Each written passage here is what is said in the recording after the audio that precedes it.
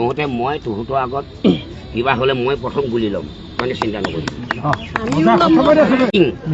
এটা মানুহে 10 বিঘা 50 বিঘালৈকে মাটি দখল কৰি থৈছিলে। তহঁতে এতিয়া দখল কৰ কষ্ট মাটি ভয় নকৰিব, মই আছোঁ। কাৰণ এইখন অসম আমিহে জংঘল যি আমাৰ ককা দেউতাই মাটি আঁকি থৈ গৈছে। তেতিয়া বিধানসভাত খিলঞ্জীয়া ডেফিনেশ্যন বিল আছিলে। হুলস্থুল মিয়া বিধায়কে মুছলমান বিধায়কে আমাৰ অসমীয়াসকলে মই মনে মনে বহি আছোঁ। লাষ্টত গৈ যেতিয়া অধ্যক্ষ মহোদয়ে টেবুলত ঢুকিয়াই দিলে, এই আমি এতিয়া পবিত্ৰ সদনত থকা মানুহ এই মাটিখিনি আমি সানিলে আমাৰ ককা দেউতা হাড় ওলাব। দিয়া MLA কাৰো না হাড় নোলায়। তেতিয়া মনে মনে ষ্টক ধৰি থাকিলে। মই আছোঁ, তোৰ চিন্তা কৰিব নালাগে।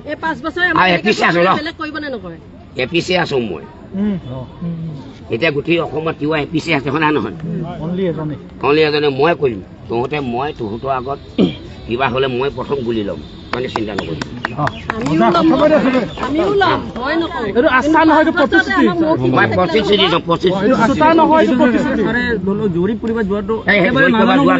একেবাৰে নাজানো বুলি কিয় ক'লে? তেখেতসকলে নাজানাকে যে তাত যে জৰীপ চলাব যাব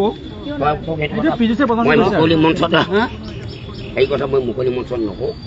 তহঁতক মই ঘৰুৱা হিচাপে মই নিজে যাম। মই আহি আছোঁ এছেম্বলি শেষ হোৱাৰ পিছত মই আহি গোটেইখিনি বহি ল'ম। ঘৰতে বহি মিটিং পাতি আচল কথা